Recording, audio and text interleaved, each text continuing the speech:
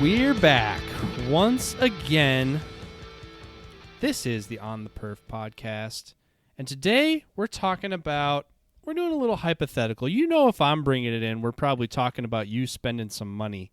So there's a theme developing. Yeah. So today, Riser got a listener question. Was it a listener question, or was this just a hypothetical? It was kind of a blend of a few. It was some people that were reaching out, and they're like, it's kind of the standard, like, I want to get into the sport. What should I get? And I was like, hey, knowing what we know now, because we've been doing this for quite a long time, what decisions would we make if we were a beginner in skill and in, finance? Like, we're not buying what we actually shoot at the moment, but with the knowledge that we have now, what would we buy to start the sport? All right. So that is what we're into today. So pull the target, call the range master. This is On the Perf. So starting from zero, but we know now what we didn't know then. Where do you want to start? What's square one? Well, I mean, basically we got rifle, pistol, shotgun, and support gear. All right. So I would say let's start with pistol, because I feel pistol is the obvious starting point because you can use it in other single gun sports. And that seems to be where people start. And we are brought to you by Atlas Gunworks, and they're pretty much your go-to source for winning double stack 1911s, especially if you need double stack 1911 magazines. They are the list. They just are. Go get some of those. The guns are only as good as the magazines you stuff in them, and they are the best. So starting with pistols, I would say if I were going to go straight off the bat. Well, also, I guess we should lay down the caveats. We're talking about shooting 3-gun. Yep. Right? We're talking about shooting 3-gun. We're talking about shooting majors, 3-gun majors. Yep. Right? And then, well, let's go back a little bit. What division would you start in? If I were just approaching the sport today, I would go straight to modified. I wouldn't. As would I. I wouldn't touch anything else. Yep. It's the most I interesting think it is the most to me. It's the most contemporary. Yeah, it's contemporary. It's slick. Like, what I didn't like about Open was it's so cluttery. Like, there's so many gadgets. I'm not really into the gadgets. There's a lot of faff. Like, at my heart, I'm a limited shooter, so like I like slick gear and using it. So I definitely most appeal to modified. So if I were starting fresh, didn't have anything, I would go straight to an Atlas Artemis right off the bat. Wow. If I Full send. If I could, I would buy a brace of them and get two. Because that's just, if you're gonna have one, you need two. But I would go straight to the Artemis.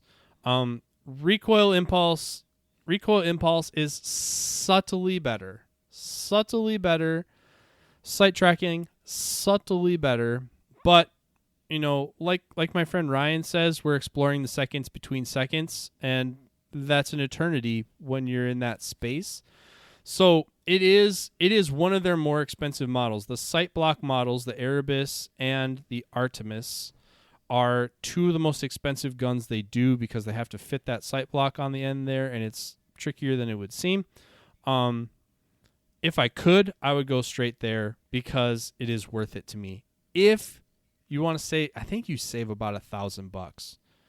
But I think if you want to save the money, you could save some money and not really give up a whole lot in going to either the Athena or the Titan RDS, which is simply, the Athena is the 4.6-inch barrel version of the same gun, or the Titan is the traditional 5-inch full dust cover version of the same gun.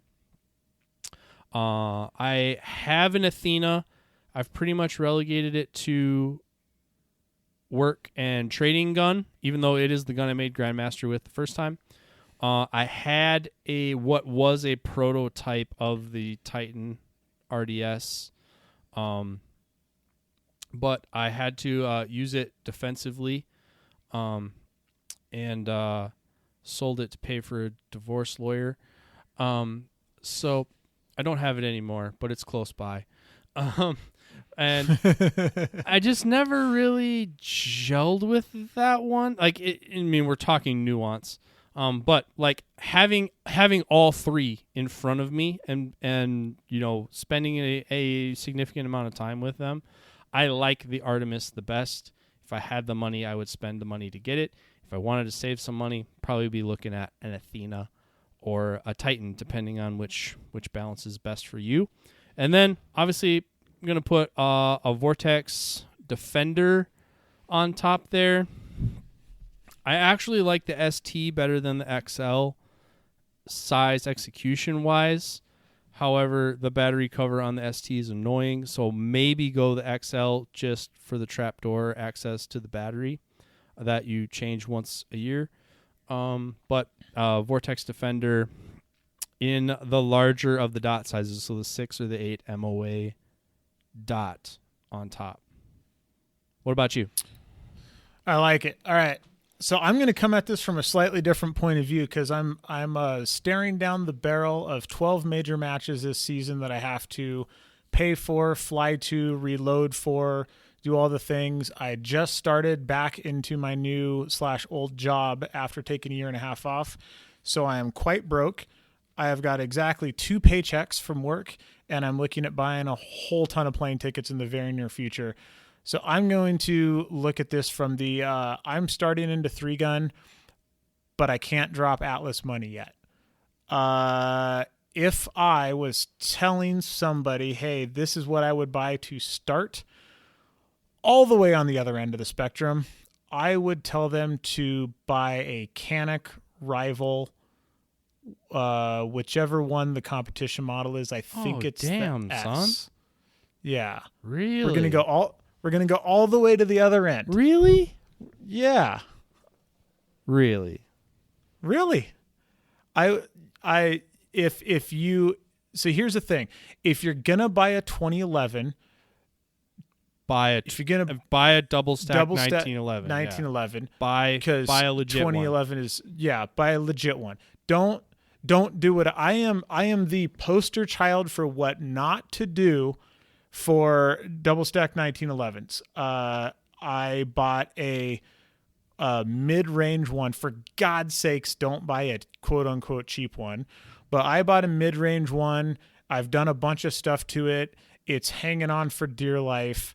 It's not sweet. I would have saved more money in the long run had I just bought a really, really nice gun like an Atlas, which is what I'm doing moving forward because I'm done banging my head against the wall with this thing. But if I couldn't afford that, I wouldn't buy something kind of nice.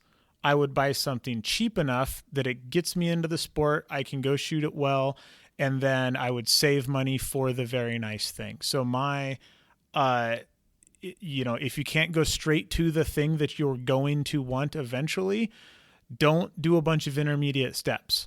Buy good enough to start, save all of your money, then buy the nice thing. Skip all of those middle steps. All they do is cost you a headache. Yep. Riser stole my thing. That was my thing. When I worked in the gun store, I would try to get people to skip the middle step. And they always thought I was trying to upsell them. And I'm like, no, dude, you'll be back. Trying to save you money. You'll be back. They're like, no, this is this thing, whatever it is. 226X5 or, Shadow 2 or whatever it was. It was Shadow Orange when that first came out. They're like, no, this thing.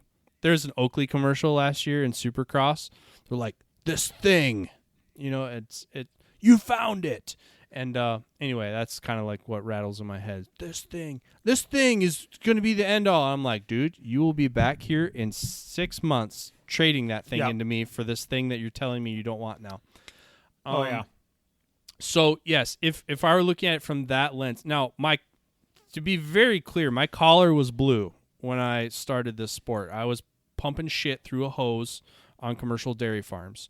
That is not an exaggeration. It was an 8-inch hose. And if going that route, like if double stack 1911 is not in the cards, I mean, I started with a Glock 34. I still have it. I don't miss it at all. I have a nice one. I mean, it had the Zev trigger and all the stuff in it. But I think I would shoot a Shadow 2 until I was ready to jump.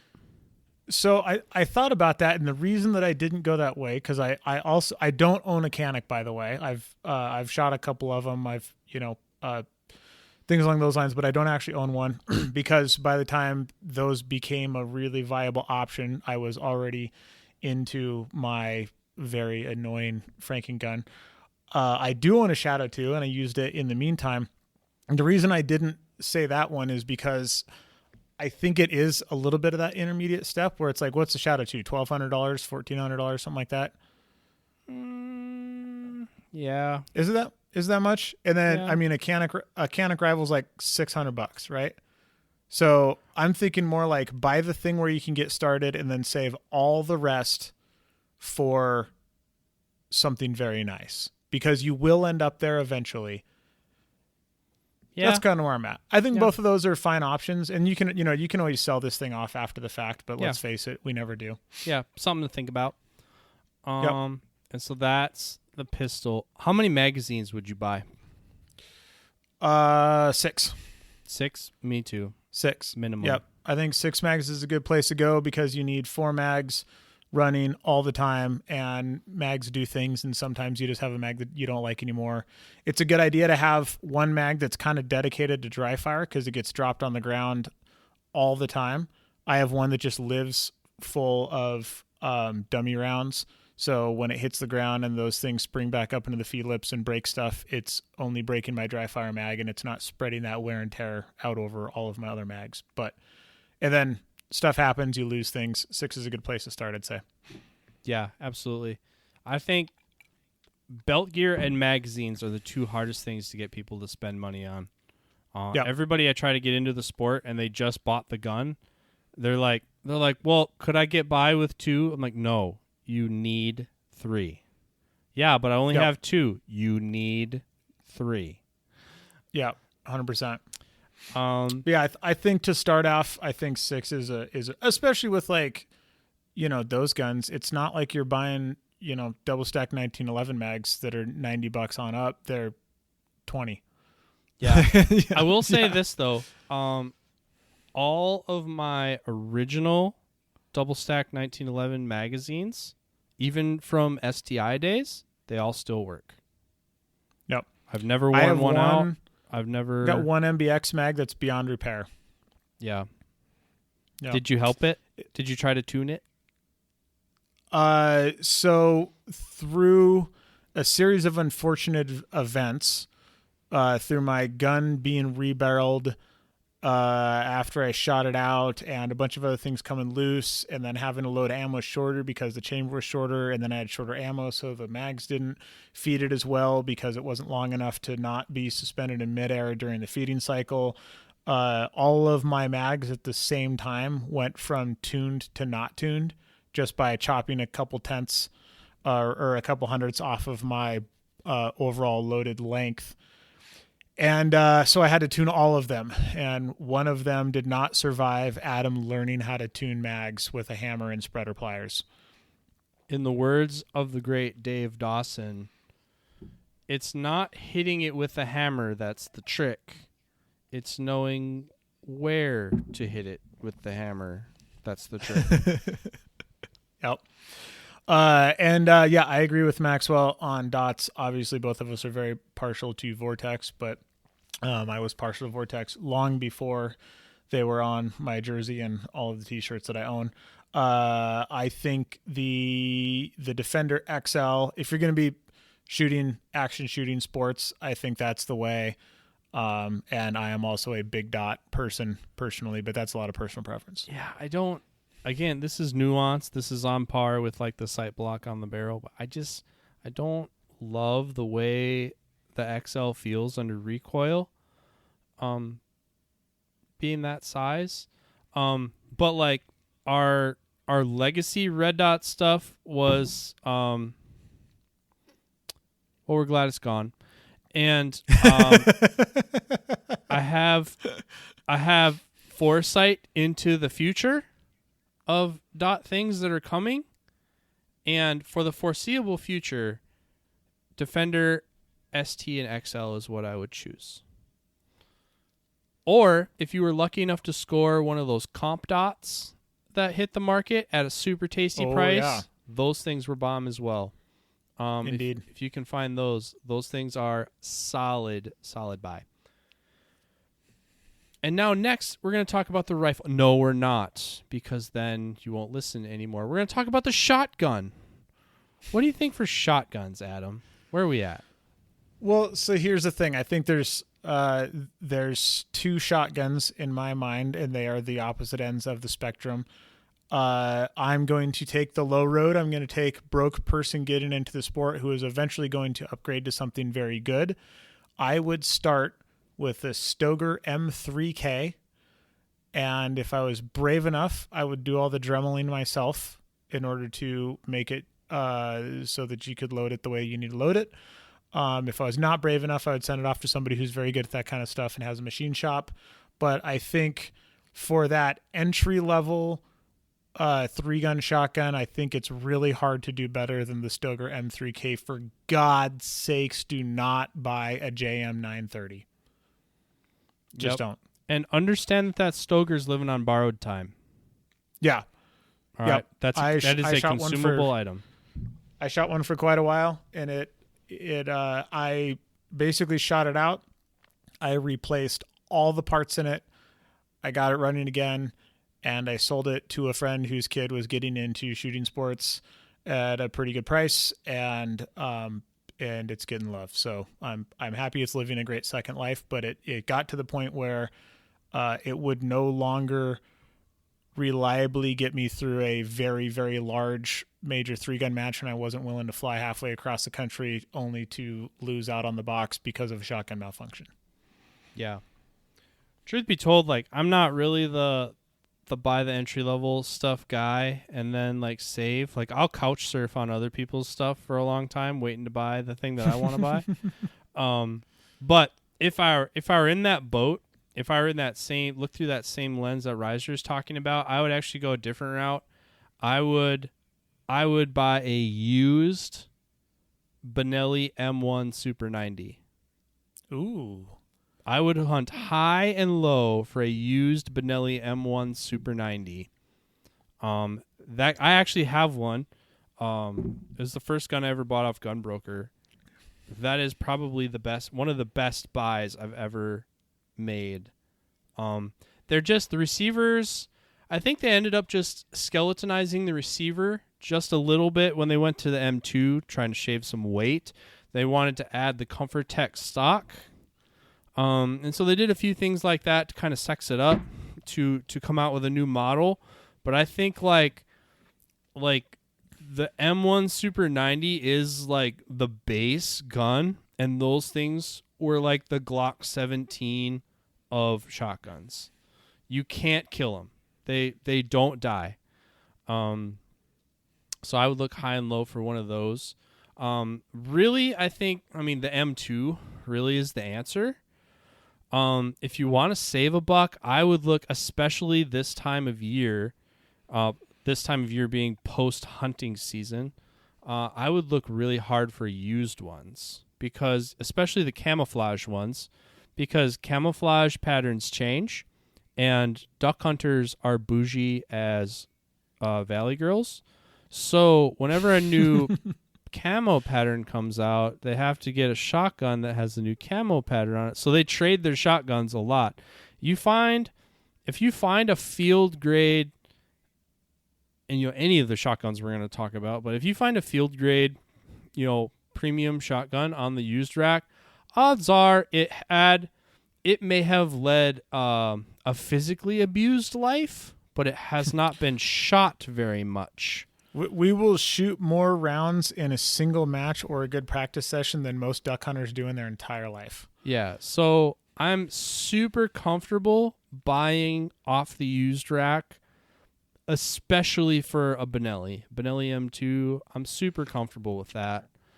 I think the other honorable mention is the Beretta 1301. Yep, I was just about to say that. And really there, you're just talking about gas operated versus inertia operated, and it's just recoil impulse. They just feel a little bit different. I think there's pros and cons to both of them. I like the way Benellis feel. They cycle slower. I just like them.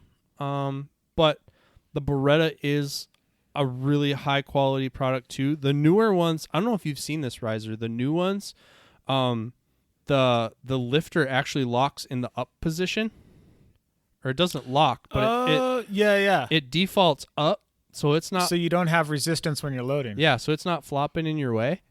I thought that was a nice touch. They really come pretty fully featured now.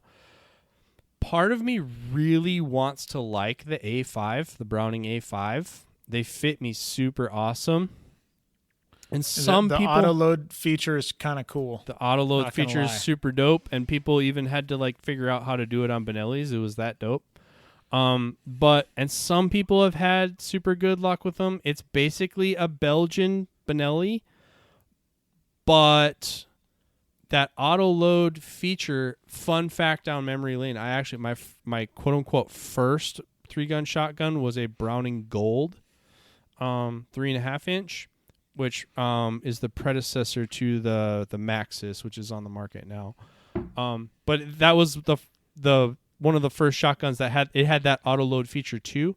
But the way that worked on that gun is the shell latch, the actual detent that holds the shells in the magazine, rides on the bolt carrier. So when the bolt is locked open, the reason that works is because the lifter can just free ball up and down. It doesn't lock like it does on a Beretta or Benelli. And so when you just let go of the first one, it flies out of the magazine because the shell catch is on the bolt carrier. Which is kind of simple, right? It seems like a good idea. Mm-hmm. But we're taking a hunting shotgun and making it do things that it wasn't designed to do. For example, we're going to put a big magazine tube on it and put a lot more magazine spring pressure on that magazine or that column of shot shells that are going to be recoiling. And that's actually enough energy to push it out of battery. Interesting. Yeah, so that was the reason I didn't use that one anymore, or I moved away from it, because it's a very nice gun. I really like it. But as soon as you tried to put an extended magazine tube on it, it didn't work very well anymore, because the reason I liked it was because it had that auto load feature, but the auto load feature was what made it unreliable. But when they came out with the new A5, I always was intrigued with those because Brownings do fit me really nice. But I've watched more people have problems with them, and woefully so. My friend Dylan Easley, he shot a whole season with an A5, a really nice one, like done up by Mark Roth and everything. And he and Mark Roth both like swore those things off. They're like, yeah, it was a sweet idea, but you don't want nothing to do with that thing. My other friend locally here, Brandon, he still shoots his. So yeah, the thing with features like the auto load is you're trading tenths of seconds, maybe a half a second, for the potential for a catastrophic multi-second malfunction if it goes wrong. Yeah. Well, and honestly, with 3-gun shotgun, if you're running the shotgun all the way dry, like, you've kind of fucked up already. So you should really make every effort not to do that already.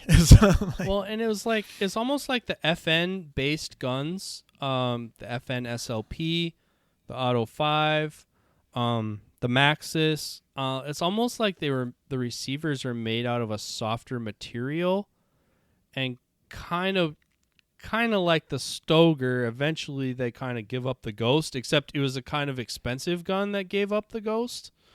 Yeah.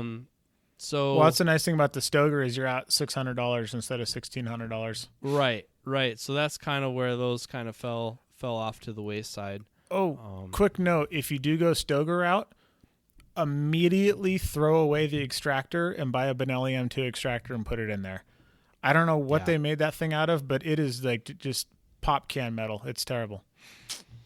So that'll fix a lot. All right, if you were going to go full send, like you're getting into this sport and you just sold your oil company, you have all the money in the world, where would you go? Benelli M2, I would send it straight to Briley for the full everything. Backbore the barrel, forcing cones, full set of ported choke tubes. Actually, stop, rewind. Benelli M2, send to Briley, all that stuff. And then I would buy a slug barrel, and I would send that to Briley as well. And Robbie would drill the rifling out of that slug barrel, so it was a smooth bore. And then he would thread the outside of it, and he would put a compensator on the end of it that looks a lot like a KL12. And it would use then KL12 chokes. Ooh. So you have your compensated M2. I would put a red dot on that one as well that someone should ask me about in like a couple weeks. And then I'm not so much down. I don't need the Briley trigger, but it's kind of nice. And then I would make sure I would get the extra tall comb piece for the stock. And screw it. I'll have them port the barrel too. Port it and comped. Just like make that thing bark. And yeah. And I would do a camo one just for the absurdity Just of because? it. Yeah, just for it's because they're my people. Solid. What would you do? I'm gonna call up Roth Performance and say, very hey, well done as well. I want the full send M2 build, because that's basically what I have now. I had an M2 done up by another company. I pulled one of Mark's receivers off of a prize table forever ago. Never got around to putting it in. When I switched to open, I sent it off to Mark and had him put it together so I could put a dot on it if needed as a potential backup shotgun. And that receiver is awesome. So good. So much better than a regular M2 receiver with a bunch of milling work done to it. Because starting with a block of aluminum and cutting a receiver to be whatever you want it gives you a lot more leeway than starting with a stock M2 receiver and cutting parts away. It's fantastic and I love it. And you can it already has a little pick rail cut into the top. You can throw a dot on there. That's bomb. I would probably go ST instead of XL. I feel like the XL is just too big of a dot for a shotgun, but I don't really know why. That's just stuck in my brain.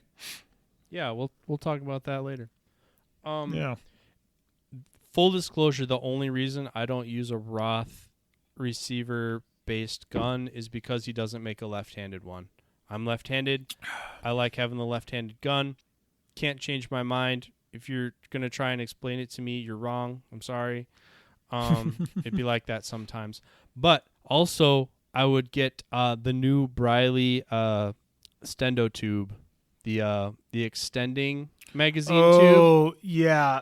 My God, dude. How much are those? Are those like hideously expensive or are they reasonable? Doesn't matter. This is the No, dollar bill build, I'm asking for me because I'm trying out for IPSC stuff and I'm down here moving my 9-foot long shotgun around my basement thinking how awesome it would be if this was 3 feet shorter.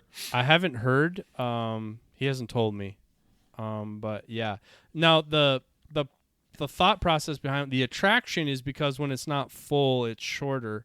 The other advantage that doesn't immediately meet the eye is that the way the spring rates are, they can put a lighter weight main spring in there.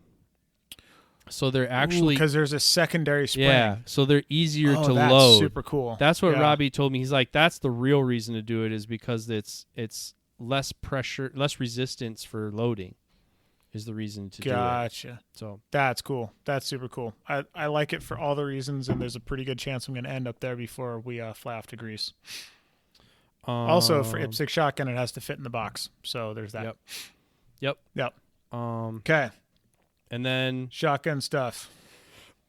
I would get a diffusion, a skeet, an IC, a light mod, an improved mod, and a full choke. I went a little different. I have a cylinder, an IC, a light mod, a mod, and a full. But pretty close to it. I never ran a diffusion because by the time it had occurred to me, super hosey 3-gun nation style shotgun wasn't really a thing in the matches that I shot anymore. But diffusions are pretty handy. Yeah, if it seems expensive to you, you don't need it. They are kind of cool though. Yep. You don't need it though. All right. What everybody was waiting for. Let's talk some rifles. I'm going to have a really hard time taking the low road on this one because my personal journey in rifles was I bought the Colt, whatever their 3-gun model is. I don't recall what it was. But I bought that. I struggled with it quite mightily for a couple of seasons. And then I broke down and I bought a JP CTR02 when it was the nicest thing the JP made. So when I say like, oh, you buy the cheap thing, you skip all the intermediate steps, and then you buy the expensive thing, that's why, because that's the only gun I did that on, and it was the only platform that I didn't have a ton of problems somewhere in the middle. With the shotgun, I started with the JM 930, I went to the Stoeger, then I got an M2, then I got a Roth M2. With the pistol, I have gone through all sorts of iterations to finally just end up with an Atlas. And with the rifle, I bought a cheap, quote-unquote, 3-gun competition rifle, and pretty shortly into it was like, this is terrible and is going to cost me match wins.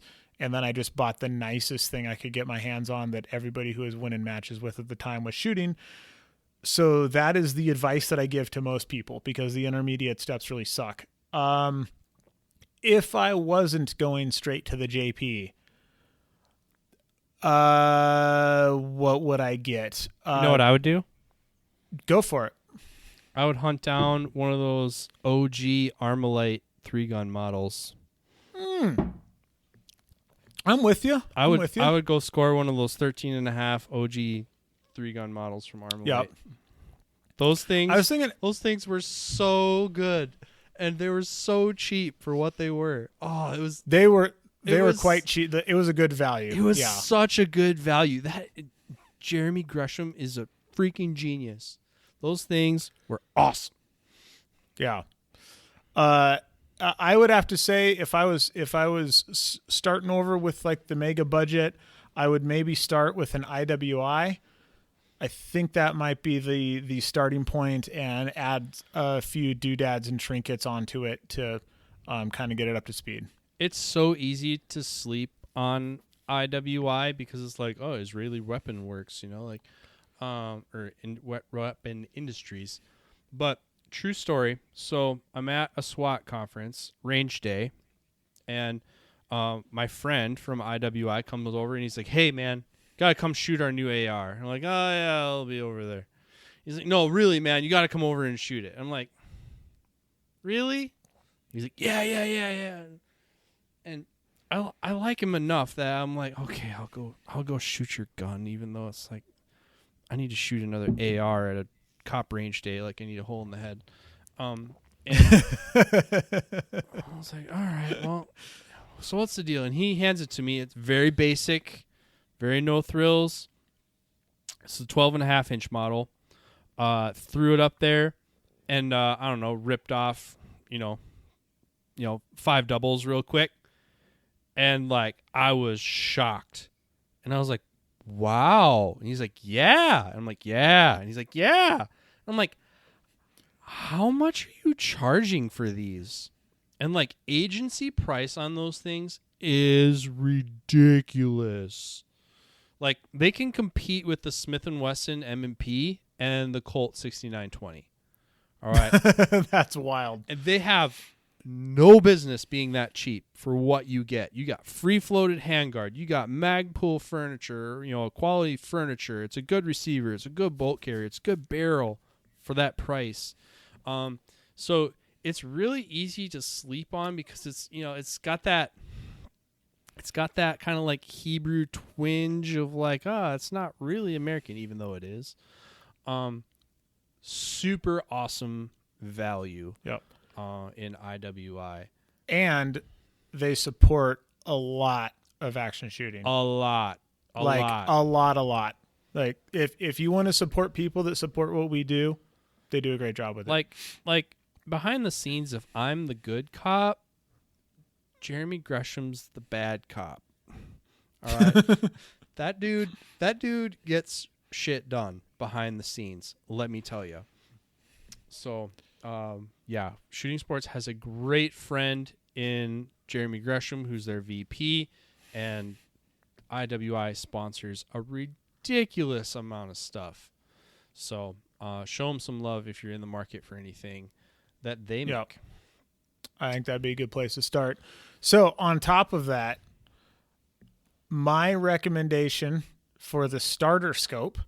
So the rifle that I want to buy, if I didn't have any rifles, if I had no rifles, the one I want to buy, I would go straight over to American Defense and buy the competition model with a 14.5-inch barrel. All right, and then I would get good. Yeah. So UIC Mod 2 competition, and then I might even cheat and get a 22 arc upper for all the fun matches that Adam and I like to shoot now. Just to ball, not on a budget. But I've shot a lot of rifles over the years. My favorites, the ones I can use any rifle I want. I currently choose to use a lot of ADM rifles. My core rotation of rifles for matches and for work are American Defense. Yeah. Everybody knows my answer. I would shoot a JP 15 because that's what I do shoot. And I went from the shitty gun to the JP 15. Technically, I went to the CTR 2 in between, but, similar deal. And I actually, quote unquote, downgraded to the JP 15 because it is a little bit cheaper. It's a little bit lighter. It shoots just as well. It doesn't feel quite as smooth when you're charging it, but let's face it, you don't feel that on the clock. Once you get into nice high-end rifles, it's super hard to go backwards. So, buy once, cry once, just like everything, right? Exactly. Yep. Now, you got to put something on top of that. I would say my baseline recommendation, the one that I give to everybody, and the one that I would go to personally, would be the PST Gen 2. I am a huge fan of that scope. I think for the money, that is the best scope you can buy. It is very close to a Razor at a fraction of the price. I say it's 80% of the Razor experience for half the price. Yep, exactly. I would skip like the Strike Eagle level. If you're going to get serious about the sport, I think you need to go straight to the PSG Gen 2. I can't speak to any other manufacturers because I've never shot any of them because I went to Vortex and I never looked back. But that's where I would start. Yeah. In our line, that's a solid choice. Fun story. I mean, we got to tell a hard as hell story in every episode. Yep, when the Viper PST Gen 2 first was launching, Ruben got special permission for he and I to shoot 2 samples. They were the first 2 samples that were ever let out of the building, and they were allowed to essentially like leak spy photos of us shooting them at hard as hell for the match. Ooh. But literally, like, yeah, like we mounted it like in the back of the van at the range and like zeroed it at the range and shot it. But like, man, it was cool for a while. We chose to use it just because it was a little bit lighter than the Razor was at that time. This was the pre E versions of the Razor Gen 2, so they were lighter. And really, you kind of had to look at them side by side to really tell the difference in glass quality. Now, our line is a little bit more diverse. There's the Strike Eagle line as well. And the Strike Eagle lives at a very close price point to the PST. Not optically the same. However, you can get a first focal plane Strike Eagle 1-8 for a very similar price to what you can get a second focal plane Viper PST.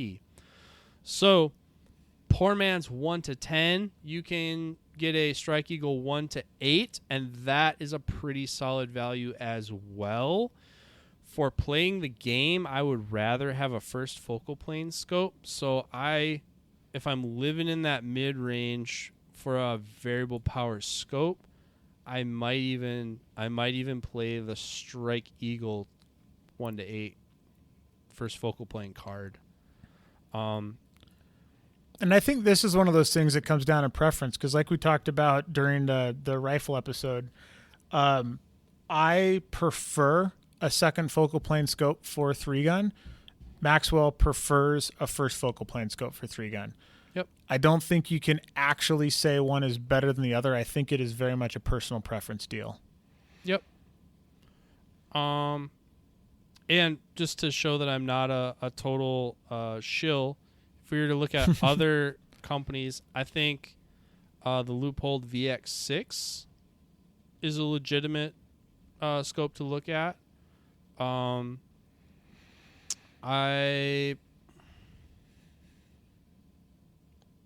kind of like the Trijicons. They have a lot of tube signature, but the Trijicon AccuPoint is a pretty solid value. They live at a price point kind of between our Viper and our Razor.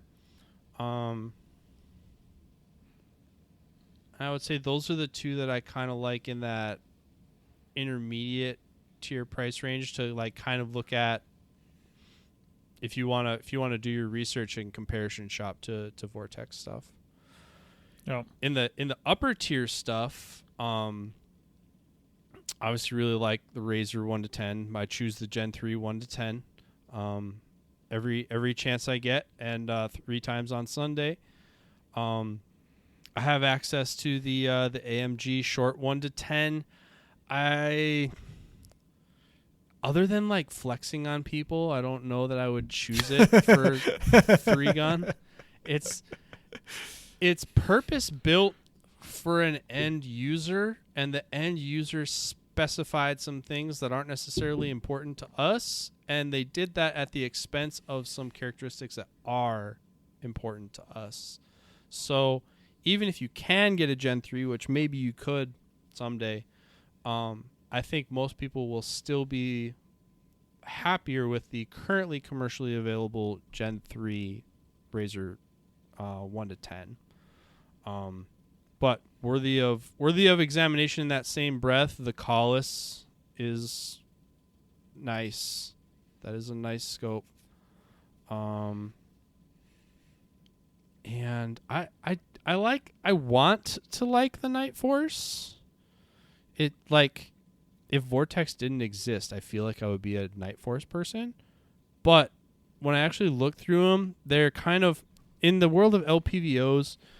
You're kind of either like a sniper scope that goes to 1 power, or you're a reflex sight that zooms up. And like our LPVOs tend to be reflex sights that zoom up. Night Force and a couple of the other ones, maybe a little bit Collis. Some of the other high-end ones, USO and stuff like that, they tend to be like sniper scopes that go down to 1, but they kind of lack some of the visual features that a 3-gunner would prefer. But all worthy of your consideration. You spend most of your time shooting on 1 power. Yeah. The ones that we compared when we were pre-launching the Gen 3 1 to 10, the ones that were in the focus group were the Nightforce ATAC R, the Nightforce NX8, the Mark 6 Loophole, which is now discontinued, and then the Legacy Gen 2 1 to 6 Razor were the ones that it was mostly compared against. And then a lot like the Collis and some of the other ones have come online since then. The Swarovski has always, that's been a long mainstay one, but it's also very fragile. Back in the day when the AMU was using a lot of them, they would plan on breaking one a year and just replacing them. And those don't have a warranty like ours. You just break it and you have to buy another one. That stings. So, yeah, that'll get you right in the feels. Yepper. Yeah, we play a sport that's very, very hard on optics. I mean, like in no other sport do you take the most expensive thing that you own and just like throw it into a barrel at full sprint as you're running past. Yeah, right. So plan ahead. Plan ahead. What do you like for mounts? I would go, I'm trying to remember what the name of all of them are. So the mid price range one that Vortex makes that has the big nuts on it. What the heck is that thing called? It's not like the Sportsman.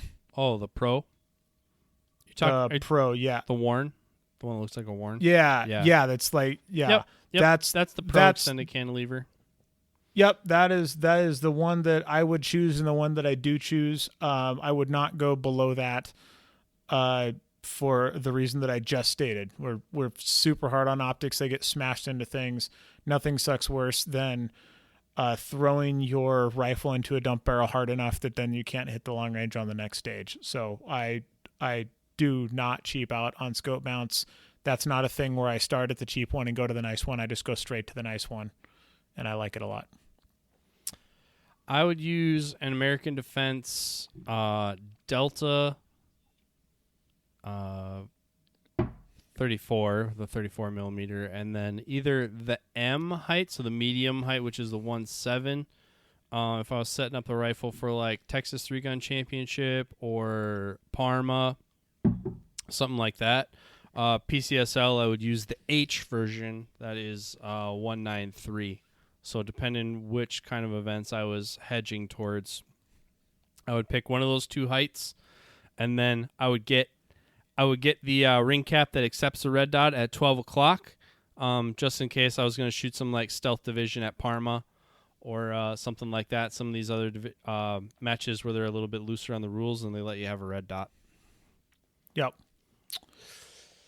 All right, so we're through all the gunny stuff. Now we're on to the accessory stuff. If I were starting, I actually maybe the only thing that I own that was the thing that I owned when I started is my belt. I would start with a Safariland ELS belt with ELS clips on all of my stuff, mostly because that's what a lot of people use, which lets you borrow stuff when you are shooting a big match and you need extra shot shell caddies or pistol pouches or whatever because of shenanigans. So that's where I would start with the belt. Yeah, I think that's what I would do still. If I started over, I'd buy exactly the same belt I own today. Yeah, I think so as well. Sometimes I am tempted to maybe have gone, because I use ESS tack belts on the work side of the house, and I almost wonder if I could have built a competition belt and had a Cobra buckle, and then it would be a little bit easier to live with. But at the same time, then like that's only, you're kind of married to a tension. Like an ELS belt, like depending on the day, some days you have skinny days and some days you don't. So like there's, I hit one or two, maybe three different holes on my ELS belt. So kind of the infinite adjustment that's common in competition belts might actually be a pro, even though it seems like a con, and some folks are tempted to get like Cobra buckles. So I would probably buy the same thing with the ELS system. I would still use LAG pouches. I really like the LAG pouches. I've been using and would buy again the Carbon Arms shell caddies. However, I would only buy I would buy them in 12s. I wouldn't buy the 10 shell versions that I have, and I wouldn't get the big backbone version. I would stack different 12s in the same amount of real estate because it's more modular for an individual stage, and then I can cant those ergonomically so that I can grab the shells properly where all those are situated instead of being married to one system. I also did the same thing as Riser did. I recently purchased a couple King Competition caddies because it's an IPSC year. They're downstairs in a box yet. I haven't put them together yet. But I'm looking to play with those as well, just for a little bit better draw on caddies sometimes. Well, I'll say this because I had King caddies back in the day. I actually met, oh gosh darn it, what's his name? The Finnish guy who owns it.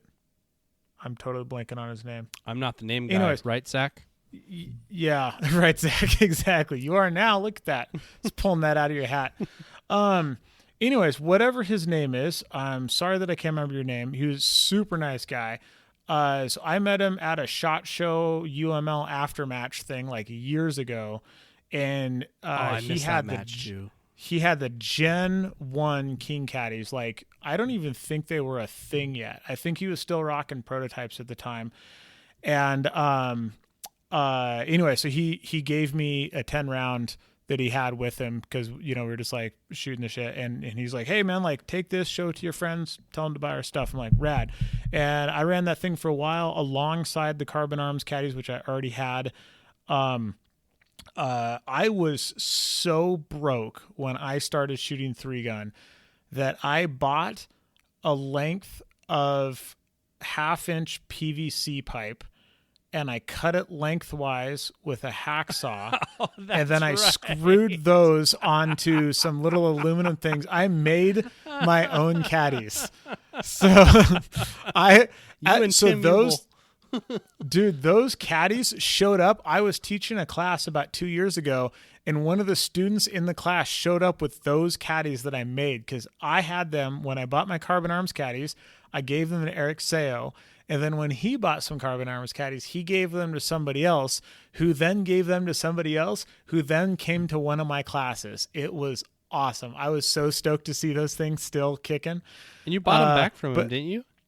Or no? No, I should have. If I switched to open shortly after. If I knew I was switching to open, I would have just handed him my Carbon Arms caddies and just traded him straight across for them, just so I could hang them up on the freaking trophy wall. Because if you're listening to me right now and you can hear this, get in touch with me and I will trade you straight up for those because I want them. I'm so happy that they're still kicking.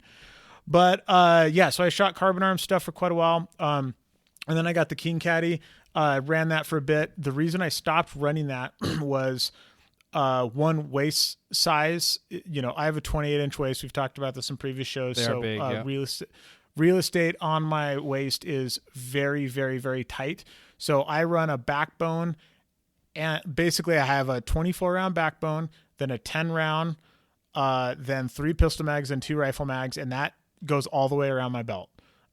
So real estate on my belt is very, very tight. The Carbon Arms allow me to get a little bit more shells in there.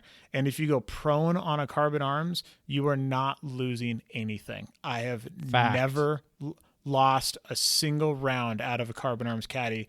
And out of the King's caddy, if you jump aggressively enough, that spring will open and you will lose shells.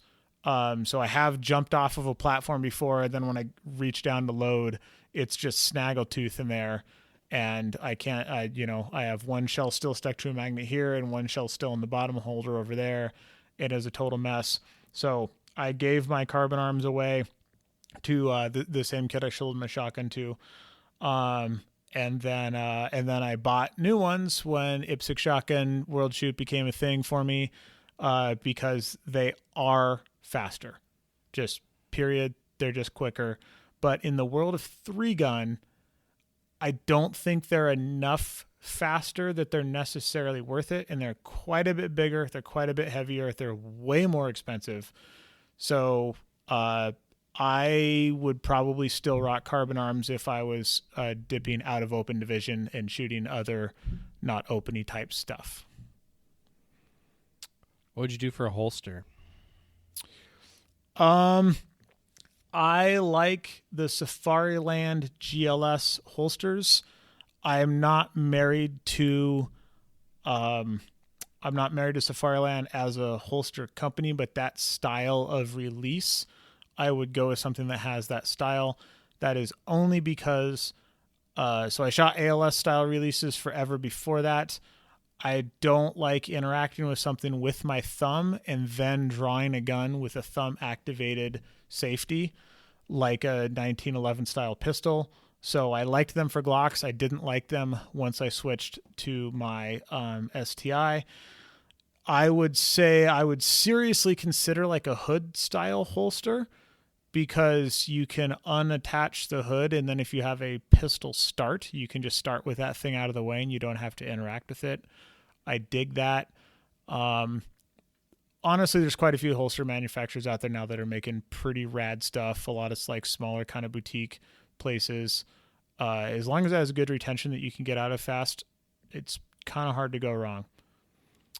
I don't own one of these currently, but if I were reinvesting today, I would get a GX Products, whatever Leif calls those, that have the little cam lock. They're super popular. I don't know about the cam lock. So it has. Oh, yeah. So it has like a tension lever. Yep. Yeah, and so like, it's like clamped in there when you're not doing shooty things, and then you cam the lever down, and it has a little magnet that holds it down, and then it's like retention goes to almost zero. I would get one of those, I think. Do you feel like that would slow you down on a gun transition where you're going from a long gun to a pistol? No, because he says you can draw through it. So like if you yank, you can't. If you can't just grip the gun and just go full send. Yeah, if you yank on it hard enough, he says they'll come out of there. So I was like, maybe I should try one of those, and I just haven't pulled the trigger on ordering one. Yeah. So this is actually a thing I'm going to have to figure out here, because the holster that I'm currently running for my STI is for a gun with a short dust cover, and there is an Atlas incoming, so I'm about to have something for a full-length dust cover. So I do have to go to new holster territory, so it'll be interesting to see where I end up at. So my GLS I think will still work, but what I've actually started doing is I run a retention holster for all my 3-gun stuff, and I run a non-retention holster for USPSA stuff, because the draw super matters in USPSA, and I don't want to have to defeat some locking mechanism in order to get my gun out. So I actually run 2 different holsters for 2 different sports. But for 3-gun, you have to have a retention holster. You just do, of some sort, whatever that retention system is. Do not trust people who say, like you can. If you've ever watched somebody running 80 yards with their hand on their pistol, they're usually the same person that says you don't need a retention holster, and you clearly do. Yeah, it doesn't save you shit, but it can cost you your match if it falls out. So whatever it is, get a good retention holster. There's a bunch of good options out there. Look at what all the top guys are doing, but don't cheap out there. Did I hear with my little ear that you have an Atlas coming? Are we talking about that? There will be some Atlas. There will be an Atlas coming. Oh wow! Stay tuned, folks. Stay tuned. I don't think we're necessarily talking about it. We're picking models right now, but we'll get there when it's time. Coming. We'll get there when it's time. We'll get there when it's time. Yeah. All right. But we have, you remember that intermediate step thing? Well, I'm done with the last of the intermediate steps. We're over it. And of course, inner belt. Got to get the Hunter Constantine inner belt. Hashtag belt. So if you rock just the inner belt for your concealed carry, does that count for belt cash? Yeah. Okay, should. As long as the pistol is concealed, that's pretty much like all he cares about. Is if you draw the pistol from concealment, the rest of it can be free balling out in the wind. It's pretty much how it's been so far. Awesome. Shoes. What shoes do you wear? What shoes? So I work in the outdoor industry for a company that I'm not going to say out loud on the podcast because somebody's going to get all pissy about it. If you know me, you know. We made a bunch of prototype running shoes that ended up not being a thing because they had these super tall cleats on them. Oh, really? Which sucked for regular running, and they are awesome for action shooting sports. They do not exist. I am on to my last pair of prototypes, and I'm going to cry real tears when they're gone. You had any 11 and a halves? I do not. Yeah, they were quite sweet, and they're not going to be a thing. Outside of that, being a climbing person, I actually previous to that shot La Sportiva running shoes. They're quite durable. They're designed for like endurance running, mountain athlete type stuff. I am definitely not of the norm. Everybody else is shooting something else. I am still on Team Solomon. The Speedcross 6s are way better than the Speedcross 3s that I got the first time. So they've improved quite a lot. They last a little bit longer. But, I mean, I look at it as like motorsports references. I look at them like race tires. Like I expect high performance. If you want good traction that has low tread life. I kind of wear them down until I get about a season out of them, and then I kind of wear them inside as like indoor shoes. I kind of think of them as like drag racing slick tires for concrete. Yep. Until I like absolutely blow them out. I've kind of been looking for. I've always been looking for another answer because I wish something lasted longer and was maybe a little bit more economical. And I just never. I've tried other things and never found something I really liked. Born Primitive is coming out with some cool shoes right now, but they don't really have a tread that's going to work for our sport. I really wish they did more of a trail running shoe. But shoes are really important, especially like when I first started and everybody was running around in combat boots. Like, oh my God, Tier 1 operators don't run around in boots anymore. They run around in shoes like we do because if you're a high performance operator, you're essentially a professional athlete. So, the heavy clunky shoes or boots, I don't even know. I used to wear boots on like big open terrain matches thinking I would get like more longevity throughout the day. I don't know that that's even true. Like I don't. No, not at all. I can't. Running shoes, good traction. Well, we play a sport where your ability to stop and start quickly and precisely without slipping matters a lot. So traction matters, and the more weight. So from a climbing standpoint, when we talk about alpine climbing, there's the ounces equal pounds and pounds equals pain. When you think about the weight of your overall kit, anything on your feet, just double that weight. And that's how it actually impacts you from a movement standpoint. So if you have alpine boots that weigh 3 pounds for your pair, they actually it's the same as carrying 6 pounds on your pack, because with every step you take, you're moving that thing. So if you have heavier footwear, it takes more effort and it moves slower, which means that you move slower, which means that you stop slower and start slower.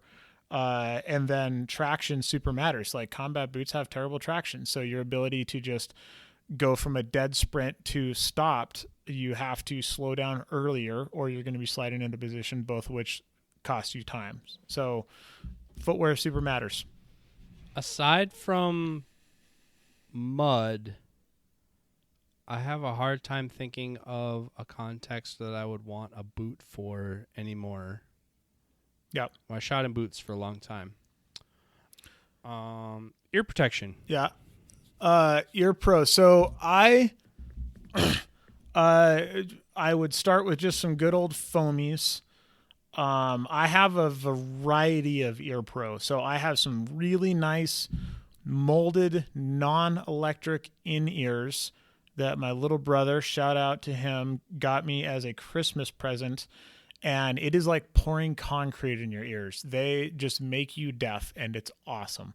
So I shoot those for indoor stuff. I have some stuff from House of Hearing that's based out of St. George, Utah, run by a local shooter down here.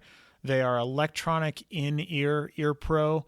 They're super not cheap, in the neighborhood of, they have a comma in them, and they are amazing. I am so terrified of leaving them in a pocket and running them through the washing machine that part of my match prep is I take my wedding ring off and I put it in the case that my Ear Pro came out of. So I know at the end of the day, if I don't have my wedding ring on, my ears did not make him back into the case. And I need to locate those because I'm terrified of destroying them because they were super expensive, but they're super nice. And then recently, because I'm starting to have some like pretty high level tinnitus due to a couple of pretty catastrophic mistakes that I've made in the past, namely blowing up a rifle with a suppressor on it while I didn't have Ear Pro on. That didn't help. I have been doing so I basically shoot all of my matches with in-ear Ear Pro. I've kind of gone back and forth, but that's just how I roll, I think is kind of the conclusion I've come to. But I do almost all of my practice with over the ear Pro, like muffs or double plugged. And I'm shooting Peltors for the muffs. Holy shit, they're expensive. Holy shit, they're nice. They're fantastic. I don't trust any molded ear protection at all. I just don't. Because the shape of your ear canal changes depending on how you hold your jaw. So I had the experience with some where if you had them in one position, the position you were molded in, they were fine. And if you like held your mouth open a little bit, or if you put your cheek on a stalk or something like that, you would break the seal, and and there weren't hearing protection anymore, which is a sample size of a couple products. People always tell me, oh well, this one's different because it's blah blah blah blah blah blah. I made some mistake, like Adam. I made some mistakes with my hearing in the past that are permanent. I don't trust any single level of hearing protection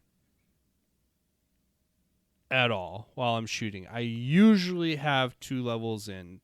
My inner ear is almost always a Surefire EP7, which is a passive diaphragm style hearing protection earplug. So you can hear relatively normal conversation, and then when you get pulses of gunfire, it cancels them out, but it does it without batteries. And they cost a hot like $30 a pair. So I pretty much have them stuffed in like every crevice of my life. And if they go through the washing machine, it's not that big of a deal, and they do often. So I try to have those for inner ears, unless I'm just somewhere where I can grab foamies and I'm just doing something quick. But at a match, I usually have those Surefire EP7s. Did I say EP? Yeah, I think EP7s, not EP3s. They have a couple different models. There's different sizes. There's small, medium, and large. I'm a medium. Unless you have gigantor ears, you don't need a large. And unless you're a very small chick, you don't need smalls. And then over-ear protection, I've used a variety of stuff. Peltors are decent. I kind of look at them I sprung the money for Pro ears a while back. Like I actually spent a couple $100 on them, and oh yeah, you get the better foam and the better electronics and they sound better. I was super disappointed with those, and then ultimately they got wet and don't work. So then I was kind of like, well, you know what? I could buy 3 pairs of Peltors and destroy them for what those cost. So I kind of went the cheap ones for a while. At Vortex, we kind of have a relationship with Walkers, so there's a lot of Walkers stuff flying around, and I like some of their stuff too. The headband isn't as comfortable, and then I've been trying to remember the brand. One of my accounts, he does communications like law enforcement radio communications, and that company had a set of, they call them sports, but I think it's essentially the MSR or MSA style hearing protection that has the soft headband over the top, and then it goes around the back. And then more importantly, they have the soft gel cups. I was next to a guy at a trade show. He worked for a company called Noise Fighters, and that's all they did was make replacement inserts, gel inserts for hearing protection. So I got some of those from him, and so I keep wanting to say IsoTunes. I have some IsoTunes too, and those are decent. But gosh, I can't think of this brand that I use, but they're not commercially available anyway. You can't purchase them. You're helping everybody. I know, but I think it's essentially a rebranded MSR or MSA. Those gotcha. Those are the ones that I use though. But I'll usually use this is an important consideration here, and because both me and Adam have issues with this. Hearing damage is a one-way street, and whatever you decide, like look at Jerry. Jerry rocks those like crazy huge blue, whatever the heck they are, and he double plugs.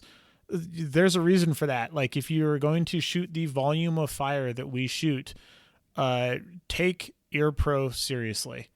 Look at stats, figure out what decibel reduction everything gives you. Like take this part really seriously, because tinnitus super sucks. Ask me how I know. If I'm in the presence of rifles, especially action shooting competition rifles, I'm wearing 2 levels of hearing protection, not negotiable. And if my earmuffs fell off in the middle of the stage, I would stop. If I lost EarPro mid stage, I would for sure stop shooting. And I wear just the in-ears when I'm shooting a stage. Sometimes I'll wear the over-ears. It just kind of depends. If I'm indoors, always 2. If I am running a person, like if I have the timer and somebody's shooting, I will always have double EarPro because it is quite often louder for the person holding the timer than the person shooting the gun, especially with comp rifles. Yep. iPro. iPro. I have to get prescription glasses now because I'm old and dumb. And after shooting Smiths forever because I could get them for cheap, I ended up getting oh gosh darn it. It's right at the tip of my tongue. If you started naming off iPro, it'd be the third one you said. Oakley? Nope. Smith? Spy? Nope. Costa? No. Oh, Rudy. I have a pair of Rudy Project glasses, and that is only because my optometrist randomly had Rudy frames, and I was like, sweet, let's do that. They're all right. I'm not sold. I don't hate them. I don't love them. They're kind of meh. But I had to have, custom-made lenses that fit my prescription, so they're super expensive, so I won't be changing anytime soon. I used Oakley flak jackets. Oakley flak jackets for a long time. They've always fit me good, and I just liked them. And one of my favorite pairs was had Hunter's HD lenses put in them. I do like the Hunter's HD gold. I don't like the rose or the blue. I do like the gold. So I use those quite a bit. If lighting conditions are anything except bright and sunny, if it's bright and sunny, I use regular sunglasses. More recently, I also started using a brand called 100%. It's more of a motocross and cycling company, but I really like their stuff as well. They kind of have a comparable frame to the flak jacket. I really like those. And then Vortex came out with our own line of eyewear, which I do like. However, for shooting, I do seem to get into situations where they fog up, like for like athletic, major matches. I feel like I don't have enough airflow around them for them to stay clear all the time. So while it's a good casual wear glass for me, and it's got the VIP warranty on it, so you can destroy them and they'll get replaced. I usually need something with a little bit more airflow than what Vortex currently offers with our sunglasses. Support gear. Soft bag. So I if I were starting today, I have a bunch of Safariland bags from Prize Table Things. If I was starting today, I would get the oh my gosh, Eberly stock. I can't remember what it's called, but it's a backpack where the outside panel thing is kind of like a hard shell. Oh, really? And it's kind of like a camera case where you flop it down and the actual opening is between your shoulder straps, and then the portion of the bag farthest away from you is like a hard shell. Because all of my shooting bags, the bottom is the first thing to weigh out because I throw them in and out of the truck, and my truck has like kind of like a spray and bed liner, and they just get destroyed, or they're like sitting in gravel or whatever. I would get that Eberly stock. I have no idea what it's called. You'll see it. You'll know it when you see it. But those things are pretty sweet. I very recently pulled a Hogue multi-gun case off a Prize Table. It is the best multi-gun case I've ever seen, and I have them all. So I really like that one. It's got pockets that make sense. It's big enough for a modified shotgun to fit in it. It's got enough structure to it that it like holds its shape without like flopping in half, without being super rigid, so you can like pack it around stuff. So I really like that one. So for travel stuff, I got to kind of figure out what to do because I just have all the long Safariland cases, but they don't fit in my rifle case. So I pulled a Magpul, whatever, like the plug and play style rifle cases. Yep. I pulled one of those off the Prize Table at Two Gun Nationals, and I was psyched because I don't actually have a rolling case because it's been so long since I've been to a travel match, and it's like fully loaded. All of my guns and mags with the case weighs less than 50 pounds. It's awesome. I dig it, but you don't have a gun case in there when all of that's going down. So it's not like you have a big Pelican case and your stuff's packed into a gun case. So I think what I'm going to actually end up going with is basically go to a Cabela's and buy the two cheapest, flimsiest, softest gun cases I can find that still fit a 3-gun rifle and an open division shotgun, and just cram those into the duffel bag of support gear that goes along with me, so they don't weigh anything, and they will just be used to carry 2 guns around the range, and all of the actual travel stuff will take place in the hard side case. I think that's going to be my plan for this season. Check in with me in about November to find out if I had made a catastrophic mistake or not. Brownells had a 3-gun soft case at one time, not that long ago, and it does barely fit into a 56-inch long gun case. I still have a couple of those, and I use them for flying. For hard cases, I like SKB. I've had Pelican, Boit, and SKB. I like SKB the best because they are light for the amount of protection you get, so they are very robust, but they're not super heavy. Pelicans are super heavy for class, usually. The ones that I've tried, and I don't like the Pelican latches. The only downside to SKB, especially, I also use them kind of as luggage. I use kind of like the luggage size box as luggage, but I'll also use it as like a range box kind of, or a range bag. I wear out the wheels annually. I pretty much have to change the wheels because the actual bearings on the wheels go out. So I have to change the wheels and the axles on them pretty much annually. For God's sakes, do not buy a non-rolling rifle case. Oh yeah, that'd be horrible. That is, yeah.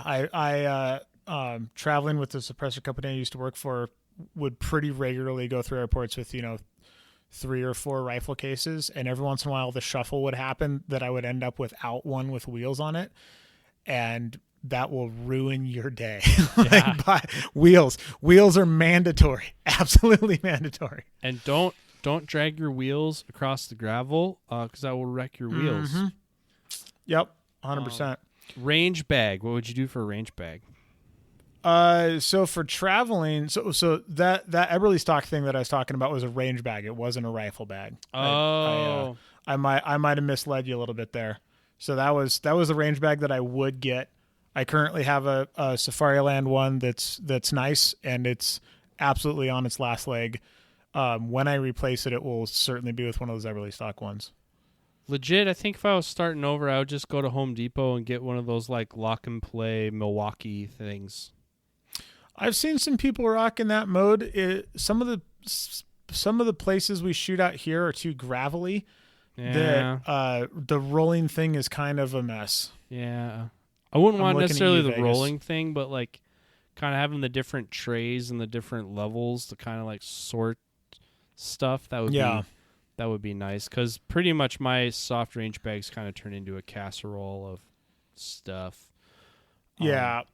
Yeah, the lack of organization does bum me out quite a bit. Well, that's why I'm kind of intrigued with that Eberly stock one, because the inside is sort of like a camera bag with like modular dividers. So if you think about a camera bag where it's like, this is where these 4 lenses go, this is where your body goes, this is where your short tripod, this is where your batteries, like it's that kind of thing. I'm usually not the giant vat of gear flopping around kind of guy. I like to keep my stuff as buttoned up as I can. All right, real quick, bringing it in for a landing. Ammo. Brand if you care. Bullet hang on. weight and powder. Backing up one, rangefinder. I think a rangefinder is a reasonably mandatory piece of gear for a 3-gun shooter. Sorry, bud. I have gone through several. This, I think, falls into that buy once, cry once thing. I am a huge fan of the Fury range-finding binoculars because binoculars are awesome. Having rangefinder built in there is awesome. They're super useful for other things like NRL Hunter Series. That is my go-to. They're not super cheap, but they're worth every penny. I don't know. To start, coming from the bottom part, do you need a rangefinder, or you can go, hey, Bob, how far is that thing? You need a rangefinder. Oh, okay. Never, so what would never you go trust to a for range. Never trust a range that anybody tells you. In the handheld monocular style, what would be your go-to? That's what I was debating. 'Cause like my heart says the move is the Fury 5000 range finding binocular with the ballistics package in it. My head says that I actually use a Razor 4000 more. So the equivalent monocular handheld version, simply because it's handier. Like it's in one of my packing cubes that default goes with me everywhere. And it has the ballistics software in it. So it's easy for me, like even on walkthrough, like I can just carry it around instead of like strapping up with binoculars. Like it's ironic. Like I work at Vortex and I tend not to have binoculars around. It's something I'm working on. But like it's just like, oh well, I don't necessarily need binoculars. So like, oh, but I need a rangefinder. So it's easier to just kind of walk around with a rangefinder in your hand and the notepad doing it. So I realistically use the Razor 4000 more than anything, and that's because that's currently our only handheld that has ballistic solver information in it. But I mean, what you only need a Diamondback 2000, really, to get the information that you need. You just get better glass quality, a little bit stronger processor, and then eventually you get a ballistic solver. So what you need is very basic, but the one I use the most is the Razor. Even though in my head I'm like, it's probably better to get the binocular so that you have a binocular handy for binocular things. Because you'd be surprised the amount of times where like we're standing around and, oh, hey, who's got a pair of binoculars to call hits? And nobody raises their hand. Yep. So it's like having them around is better than not having them around.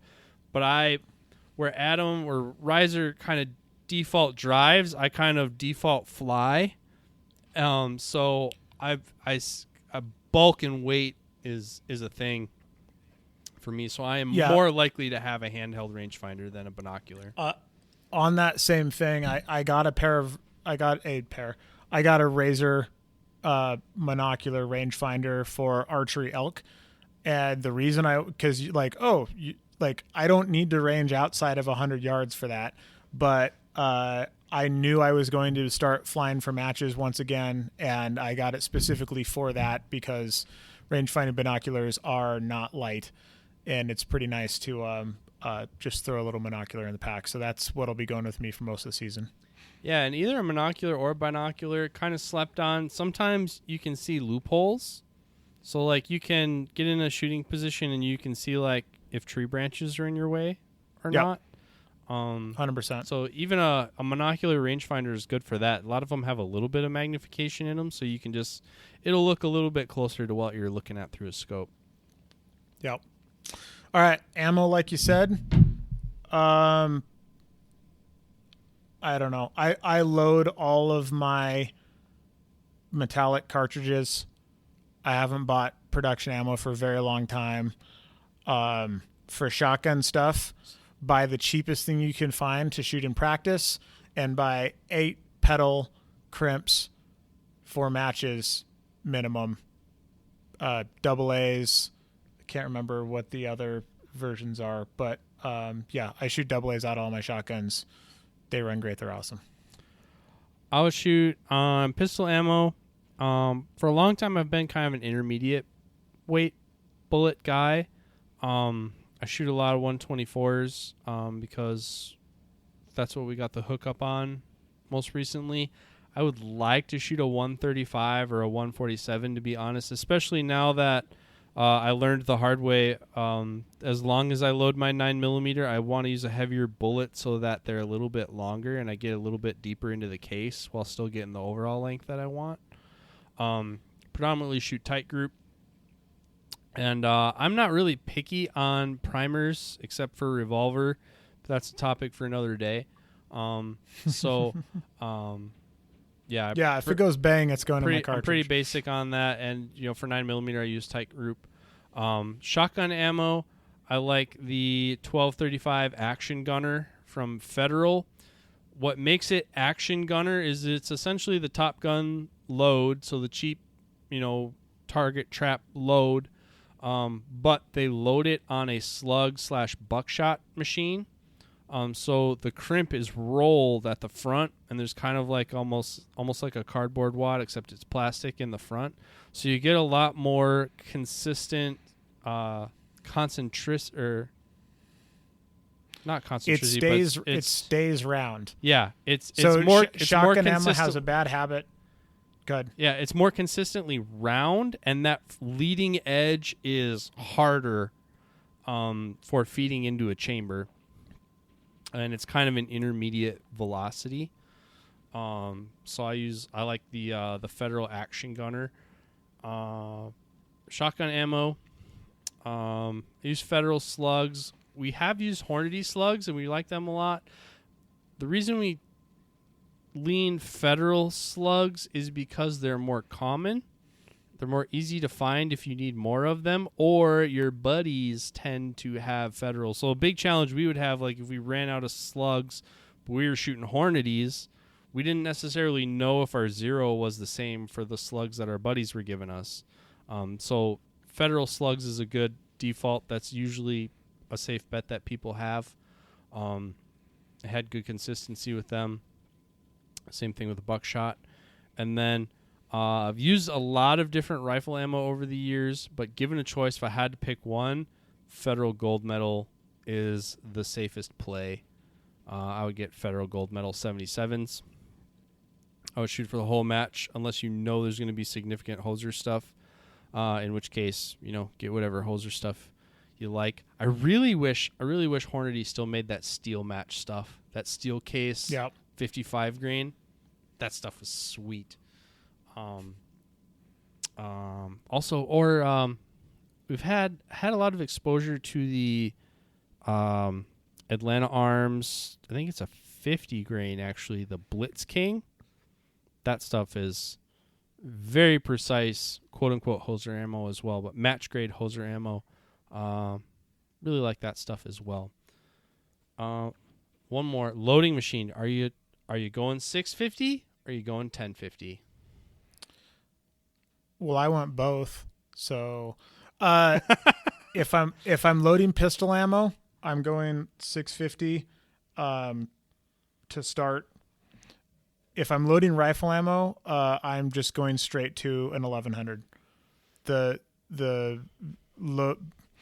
brass processing portion is so much nicer on 1100 because it has the swage tool built into it, so you don't have to hand swage all of your brass.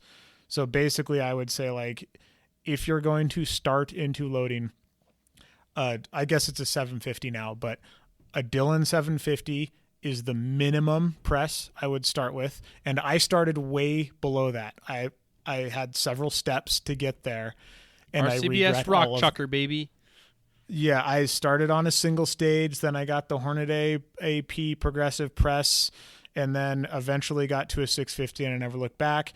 And then one day I was loading rifle ammo and I looked at 15 gallons of rifle ammo that had to be hand swaged, and I said to myself, would I pay $2,000 to never have to do that again? And the answer was yes, and so I got online and bought one.